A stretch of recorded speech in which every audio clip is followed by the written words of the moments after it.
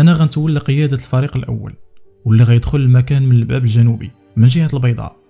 اما الفريق الثاني فغيتولى القياده ديالو الاخ ديالي واللي غيدخل المكان من الباب الشمالي من جهه الرباط.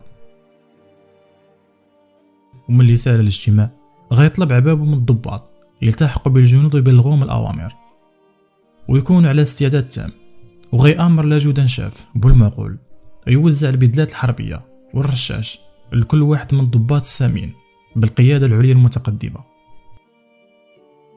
من بعد ما تم تنفيذ الاوامر غيلبس عبابو البدله الحربيه وغيركب السياره ديالو باش يقود القافله اللي غتوجه للصخيرات، متبوع بالكولونيل القادري وموراه محمد عبابو اللي راكب في اول سياره تجيب الفصيله الخاصه.